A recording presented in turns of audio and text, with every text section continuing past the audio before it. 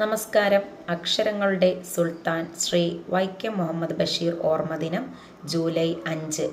ഓർമ്മയിലും ചുണ്ടത്തും ചിരി പടർത്തുന്ന ഒട്ടനവധി കൃതികളാണ് അദ്ദേഹത്തിൻ്റെ തൂലികയിൽ നിന്നും ഉതിർന്നു വീണ് മലയാള സാഹിത്യ ലോകത്തിന് ലഭിച്ചിട്ടുള്ളത്. അദ്ദേഹത്തിൻ്റെ നോവലുകളുടെ ഏറ്റവും വലിയ പ്രത്യേകത എന്ന് പറയുന്നത് ആത്മകഥാപരമാണ് പല നോവലുകളും.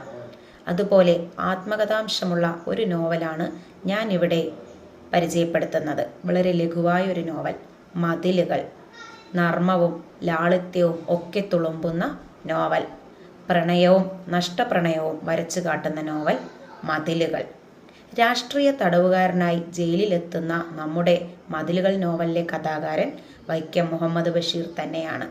ഒരു മതിലിനപ്പുറത്ത് മറ്റ് ജയിലിലെ തടവുകാരി നാരായണിയുമായി പ്രണയത്തിലാവുകയും ആ പ്രണയം നഷ്ടസ്വപ്നമായി മാറുകയും ചെയ്യുന്നതാണ് മതിലുകൾ. സരസനായ നമ്മുടെ കഥാകാരൻ മറ്റ് തടവുകാരുമായിട്ടും ജയിൽ ഉദ്യോഗസ്ഥരുമായിട്ടും വളരെ പെട്ടെന്ന് തന്നെ കൂട്ടുകാരാകുന്നു.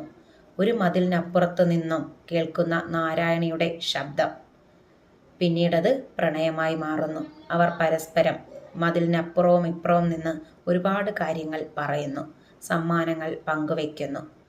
അങ്ങനെ അവർ കാണാൻ തീരുമാനിക്കുന്നു. നാരായണി ഒരു പ്ലാൻ തയ്യാറാക്കുന്നു. ആശുപത്രിയിൽ വെച്ച് ഒരു ദിവസം കാണാം. രണ്ടുപേരും ഒരു ദിവസം ജയിലിൽ നിന്നും ആശുപത്രിയിലെത്താൻ ശ്രമിക്കുക.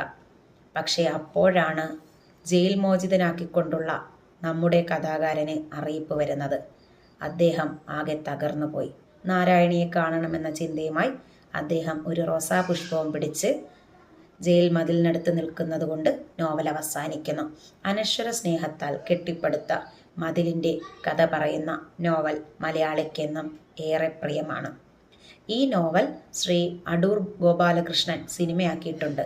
അതുമല്ല, ഒരു ശില്പി പാലക്കാട് ഇതിനെ ചിത്രീകരിക്കുന്ന രീതിയിൽ ശില്പം തീർത്തിട്ടുണ്ട്. അനുവാചക ഹൃദയങ്ങളിലും മലയാള സാഹിത്യ ലോകത്തും മായാതെ പച്ചപിടിച്ച് നിൽക്കുന്ന മതിലുകൾ